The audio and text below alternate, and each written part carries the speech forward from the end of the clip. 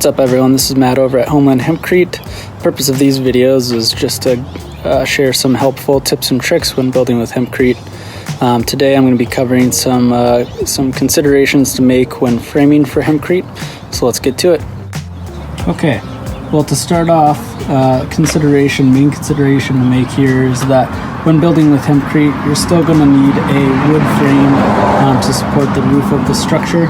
Hempcrete can support its own weight and it serves as a solid surface for your interior and exterior walls, but you're still going to need your wood frame to support that roof.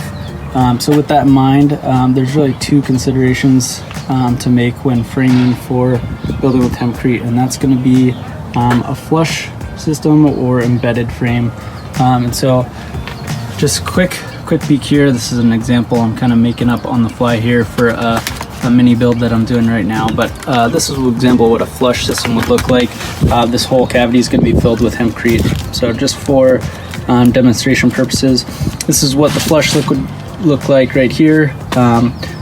Obviously that's where the name comes from. It's going to be flush with the sides of the stud on either side there, and so we're going to just fill that cavity just the width of the frame. The other option would be your embedded frame. So this is a good example of that here. This frame is completely inside, contained within the Hempcrete wall.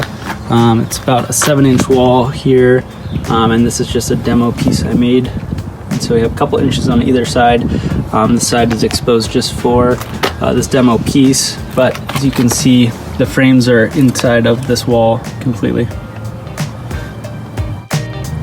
And so kind of as a third option, it's kind of a hybrid approach. And so this piece right here is a steel frame I'm testing out for a local company here, but this kind of brings the both ideas together into one piece. And so this is a 10-inch wall here.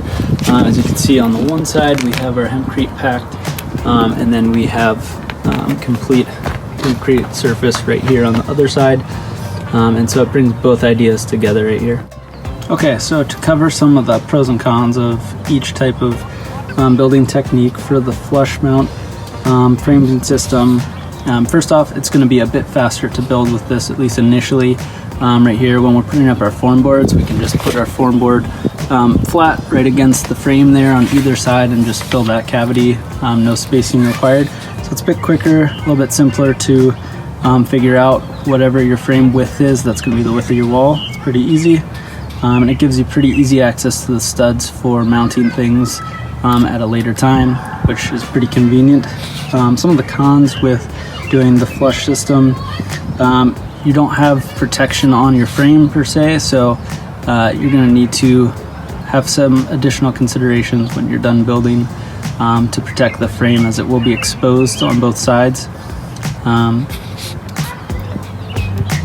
You also have the consideration of thermal bridging. So as in a traditionally built home, you're going to have your studs. There's going to be no insulation on either side of those studs, and so you do introduce the issue of thermal bridging into your builds. And you're also limited in the thickness of your wall to whatever your stud width is. So in this case, it's 3.5 inches wide. It's not a terrible amount of insulation. You get about R2 per inch for Hempcrete here. And so you're not going to get a ton. You can always do a 2x6 frame, or even bigger if you want to, if that's the route you want to go, but you're kind of limited to whatever stud frame you choose. Okay, and so pros and cons for the embedded frame. First off, the consistency of the wall. You're going to have one kind of seamless structure here. I think it's aesthetically pleasing in comparison. You're also going to eliminate that thermal bridging because each stud is going to have insulation on either side, which reduces that thermal bridging. You're also going to protect the frame, so there's going to be a limit to any kind of exposure to the elements or any rotting or termite issues in that regard. And you're also going to have the ability to have a thicker wall here.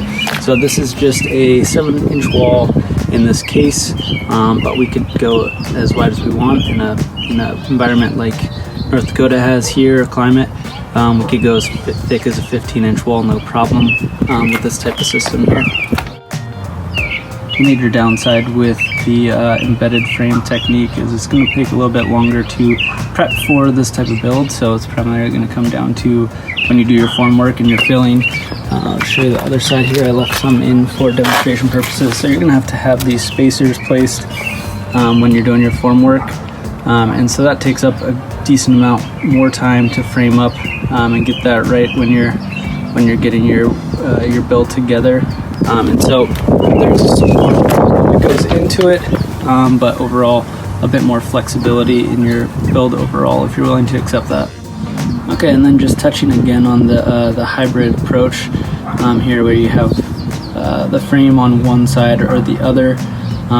There's a couple pros and cons as well in this type of build. So the first one would be that you can control that the width of your build, just like the embedded technique.